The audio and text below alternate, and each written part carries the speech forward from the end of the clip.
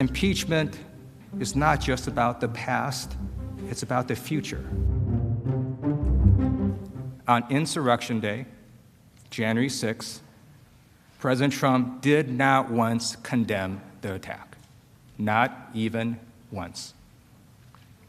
Even when he finally asked the violent extremists to go home, which was 3 hours after the attack began, he sends this video, and he ends it with, "You're very special.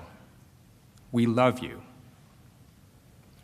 That was his message to people who perpetrated this violent, gruesome attack. We love you.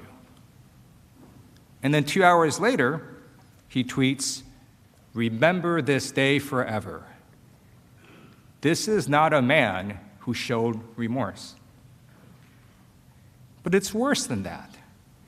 After that tweet, it took him another full day to even condemn the attack itself. The very next day, President Trump was eerily silent. And then at 7:01 p.m., he releases a pre-recorded video.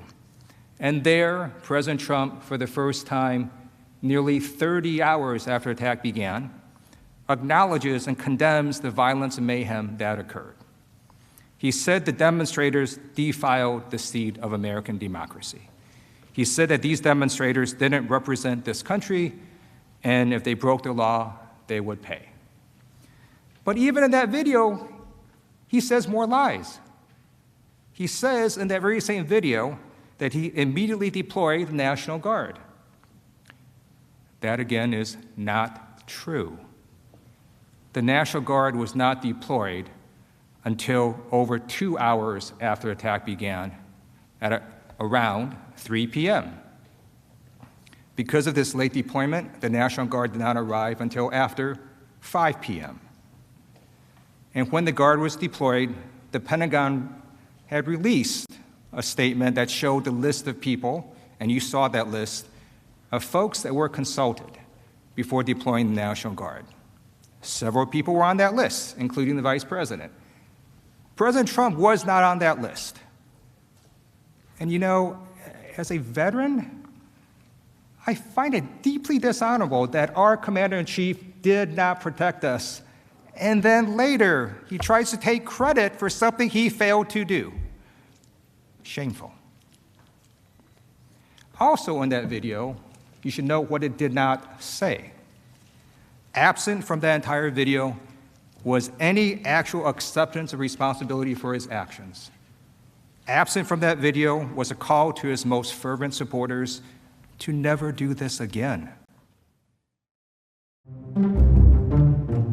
Folks, this was not a hidden crime. The president told them to be there, and so they actually believed they would face no punishment. Leading up to the attack, the insurrectionists said they were coming to D.C. for President Trump.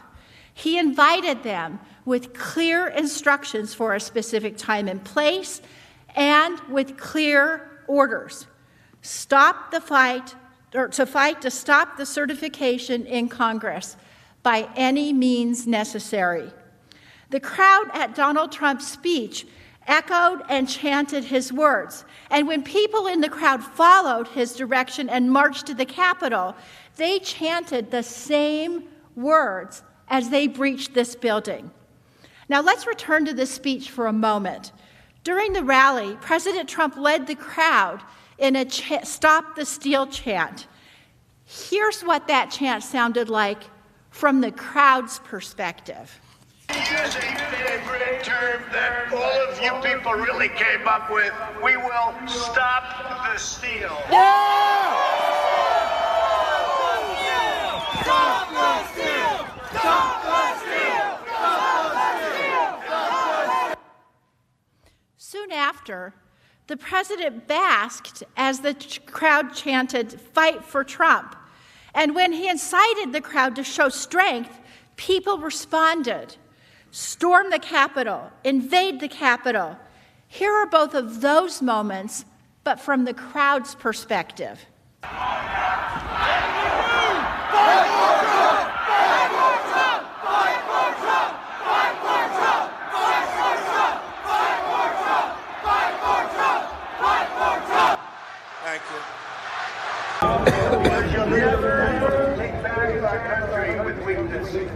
Yes.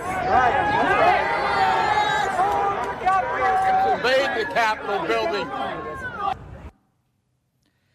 We also have another perspective from this moment: online extremist chatter.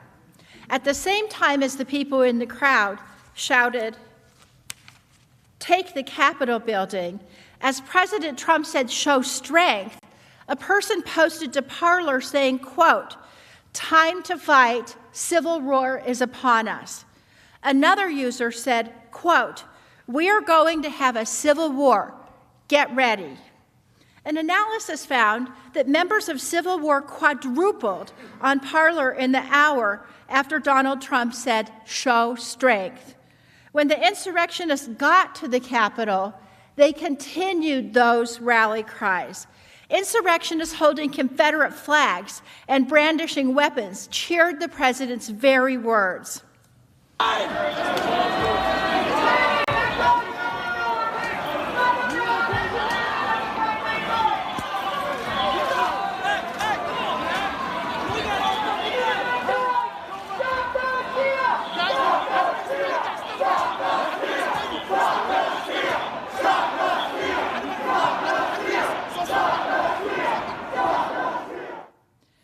You heard them chanting, "Stop the steal." And as the crowd chanted at the rally, the crowd at the Capitol made clear who they were doing this for. They also chanted, "Fight for Trump."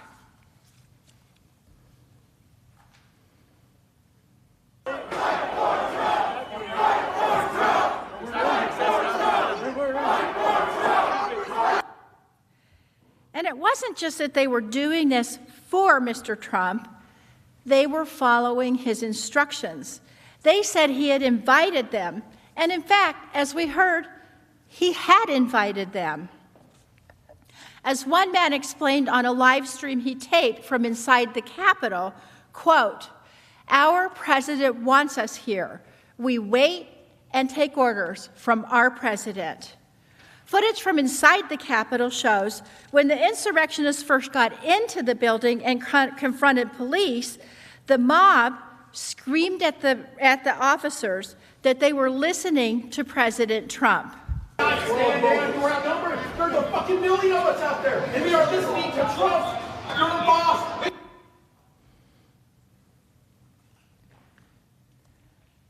The insurrectionists argued with law enforcement that they shouldn't even be fighting them because they believed that the commander-in-chief was ordering this.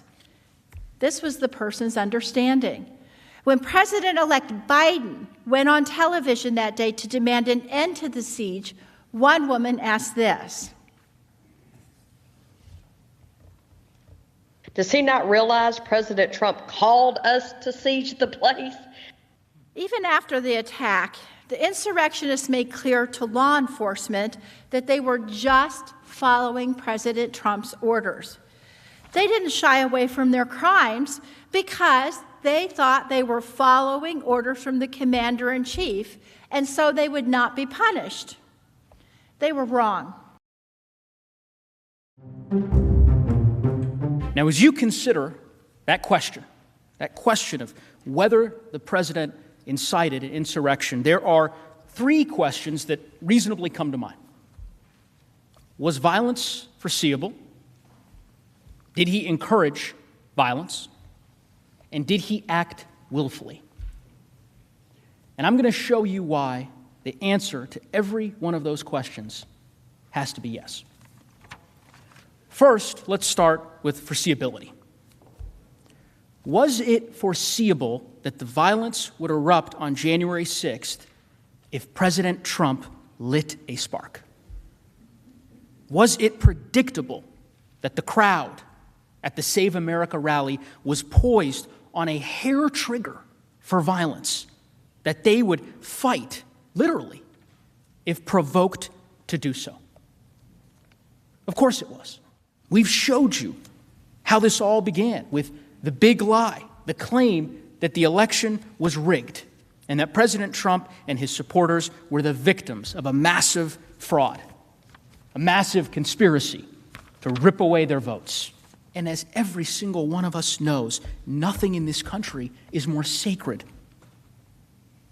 Nothing than our right to vote, our voice. And here you have the President of the United States telling his supporters that their voice, that their rights as Americans were being stolen from them, ripped away. That made them angry. Angry enough to stop the steal, to fight like hell to stop the steal. You heard from Manager Plaskett, the chatter on social media, websites that the Trump administration monitored and were known to the Trump operation. It showed that the people he invited to the January 6th rally took this as a serious call to arms. That this was not just any attack. It was to storm the Capitol if necessary, to stop the steal. And it wasn't just clear on these websites that the Trump administration was monitoring. I mean, the FBI issued reports about this as a credible threat, a threat to target us. And then he assembled all of those supporters. He invited them to an organized event on a specific day, at a specific time, matched perfectly to coincide with the joint session of Congress, to coincide with the steal that he had told them to stop by any and all means. He knew just how combustible that situation was. He knew there were people before him who had prepared, who were armed and armored. He knew they would jump to violence at any signal, at any sign from him that he needed them to fight, that he needed them to stop the steal. And we all know what happened next. Second question. Did he encourage the violence? Standing in that powder keg, did he light a match? Everyone knows the answer to that question. The hours of video you all have watched leave no doubt. And on that day, where did he direct the crowd's ire? He directed them here, to Congress. He quite literally, at one part of that speech, pointed at us. He told them to fight like hell, and if you don't fight like hell, you're not going to have a country anymore. And here's the thing, that wasn't metaphorical. It wasn't rhetorical. He'd already made it perfectly clear that when he said fight, he meant it. And that when followers, in fact, fought, when they engaged in violence, that he'd praise and honor them as patriots. His message was crystal clear. And it was understood immediately, instantly, by his followers. And we don't have to guess. We don't have to guess as to how they reacted. We can look at how people reacted to what he said. You saw them. And you saw the violence. It's pretty simple. He said it, and they did it. Did the president encourage violence? Yes. No doubt that he did. Final question. Did the president act willfully in his actions that encouraged violence? Well, let's look at the facts. He stood before an armed, angry crowd known to be ready for violence at his provocation. And what did he do? He provoked them. He aimed them here, told them to fight like hell. And that's exactly what they did. And his conduct throughout the rest of that terrible day really only confirms that he acted willfully. that he incited the crowd and then engaged in a dereliction of duty while he continued inflaming the violence. He cared more about pressing his efforts to overturn the election than he did about saving lives, our lives. Look at what President Trump did that day after the rally. But aside from 4 tweets and a short clip during the over 5-hour-long attack, he did nothing. On January 6th, he didn't condemn the attack, he didn't condemn the attackers,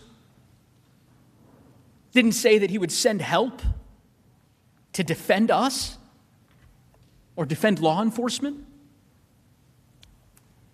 He didn't react to the violence with shock or horror or dismay as we did. He didn't immediately rush to Twitter and demand in the clearest possible terms that the mob disperse, that they stop it, that they retreat. Instead, he issued messages in the afternoon that sided with them. The insurrectionists who had left police officers battered and bloodied. He reacted exactly the way someone would react if they were delighted, and exactly unlike how a person would react if they were angry at how their followers were acting. What more could we possibly need to know about President Trump's state of mind? Senators, the evidence is clear. We showed you statements, videos, affidavits that prove President Trump incited an insurrection that he alone had the power to stop.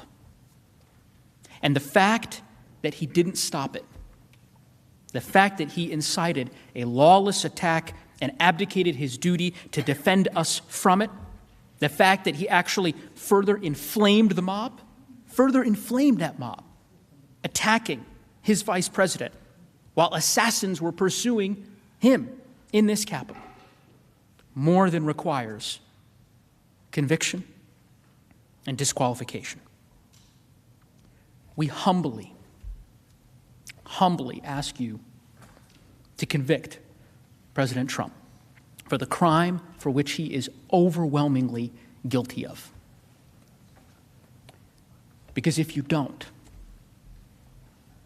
if we pretend this didn't happen, or worse, if we let it go unanswered, who's to say it won't happen again? We must uphold our oaths, as the tens of thousands of law enforcement officers have done in the wake of January 6th. Because if we do not, President Trump's mob stands ready for more attacks. Now, this should be no surprise. Having a commander-in-chief who incites violence has given life to the existing violent groups he spent years cultivating and has inspired new coalitions among extremist groups who actually view January as a success. According to the FBI, President Trump's assemblage of his mob was particularly dangerous because, quote, in-person engagement between DVEs of differing ideological goals during the Capitol breach likely served to foster connections which may increase DVE's willingness, capability, and motivation to attack and undermine a government they view as illegitimate. In other words, they all got to talking to each other. This bulletin by our own Intelligence Committee was also confirmed by concrete evidence. Rioters celebrated their roles in the January 6th attack on social media. They boasted about their success in breaching the Capitol and forcing members of Congress and the Vice President to evacuate. Take, for example, right-wing provocateur Nick Fuentes. The day before the Capitol insurrection, Fuentes said this on his internet show, What can you and I do to a state legislator besides kill him? Although we should not do that. I'm not advising that, but I mean, what else can you do, right? Fuentes was at the Capitol on January 6th and praised the insurrection on a live stream as glorious and awe-inspiring. He later said, quote, "We forced a joint session of Congress and the vice president to evacuate because Trump supporters were banging down and then successfully burst through the doors." Fuentes was not the only provocateur to revel in the violence. According to Mike Dunn, a member of the Boogaloo Boys, an anti-government movement whose adherents helped to lead multiple groups in storming the Capitol, the Boogaloo Boys will be, quote, "working overtime to capitalize on the January 6th riots and hope it will lead to more action." They said, quote, "Just know there's more to come." Proud Boys members were bragging about the attack on the Capitol. One post on the Proud Boys Telegram channel said, "People saw what we can do. They know what we're up to. They know and they want in." The leader of the Proud Boys himself sent the same message. Enrique Tarrio said the Proud Boys would be active during Biden's presidency. Tarrio stated, "You're definitely going to see more of us." Extremist groups are also boasting that the attack on our Capitol is a boon for their recruitment efforts. 3% Security Force leader Chris Hill says he's been contacted by several people interested in joining since the insurrection. And as one expert who focuses on domestic extremism, Jared Holt explained, by all measurable effects, this was a far-right extremist, one of the most successful attacks that they've ever launched. They're talking about this as the first stab in a greater revolution. And as indicated by Mr. Holt, their perceived success has given them encouragement to continue and to escalate attacks. Intelligence agencies have also noted that these extremist groups will, unfortunately, be targeting vulnerable minority communities in the U.S. A January 27, 2021 DHS bulletin warned, quote, "Long-standing racial and ethnic tension of the sort that led to a man killing 23 people at an El Paso Walmart will continue to grow and motivate further attacks." The January 13 Joint Intelligence Bulletin report stated that in addition to the other types of violence listed, DVEs may be incited to carry out more violence, including violence against racial, ethnic, and religious minorities and associated institutions, journalists, members of the LGBTQ+ community, and other targets common among some DVEs. These prejudiced elements could be seen visibly in the crowd that attacked the Capitol. In the history of humanity, democracy is an extremely rare and fragile and precarious and transitory thing. Abraham Lincoln knew that when he spoke from the battlefield and vowed that government of the people, by the people, and for the people shall not perish from the earth. But he was speaking not long after the Republic was created, and he was trying to prove that point, that we would not allow it to perish from the earth. For most of history, the norm has been dictators, autocrats, bullies, despots, tyrants, cowards who take over our governments. For most of the history of the world. And that's why America is such a miracle. We were founded on the extraordinary principles of the inalienable rights of the people and the consent of the governed and the fundamental equality of all of us. You know, when Lincoln said, government of the people, by the people, and for the people, and he hearkened back to the Declaration of Independence when he said 7 years ago, he knew that that wasn't how we started. We started imperfectly. We started as a slave republic. Lincoln knew that. But he was struggling to make the country better. And however flawed the founders were as men, in their times. They inscribed in the Declaration of Independence and the Constitution all the beautiful principles that we needed to open America up to successive waves of political struggle and constitutional change and transformation in the country. So we really would become something much more like Lincoln's beautiful vision of government of the people, by the people, and for the people, the world's greatest multiracial, multi-religious, multi-ethnic constitutional democracy, the envy of the world. Our framers were so fearful of presidents becoming tyrants and wanting to become kings and despots that they put the oath of office right into the Constitution. They inscribed it into the Constitution to preserve, protect, and defend the Constitution of the United States. We've got the power to impeach the president. The president doesn't have the power to impeach us. Think about that. The popular branch of government has the power to impeach the president. The president does not have the power to impeach us. And as I said before, all of us who aspire and attain to public office are nothing but the servants of the people. And the way the framers would have it is the moment that we no longer acted as servants of the people, but as masters of the people, as violators of the people's rights, that was the time to impeach, remove, convict, disqualify, start all over again. Because the interests of the people are so much greater than the interests of one person. Any one person, even the greatest person in the country. The interests of the people are what count. Our friends must work to answer all of the overwhelming, detailed, specific, factual, and documentary evidence we have introduced of the president's clear and overwhelming guilt in inciting violent insurrection against the Union. Now, Donald Trump last week turned down our invitation to come testify about his actions, and therefore we've not been able to ask him any questions directly as of this point.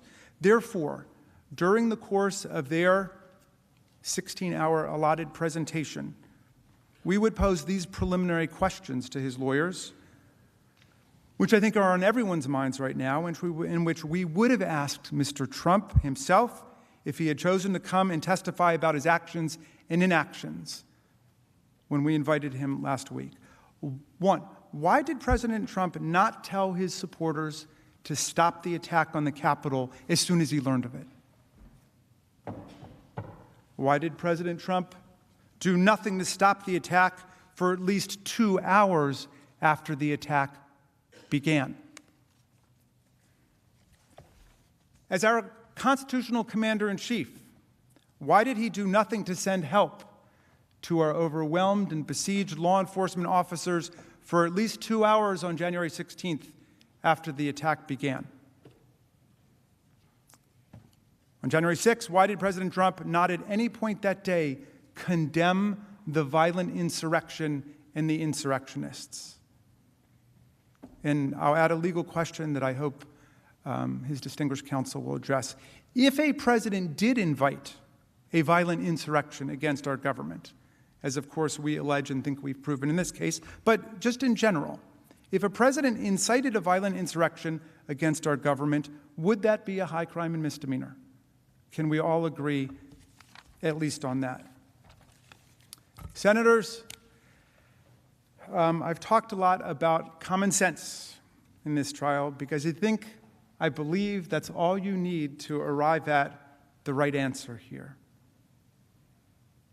You know, when Tom Paine wrote Common Sense, the pamphlet that launched the American Revolution, he said that common sense really meant two different things. One, common sense is the understanding that we all have without advanced learning and education.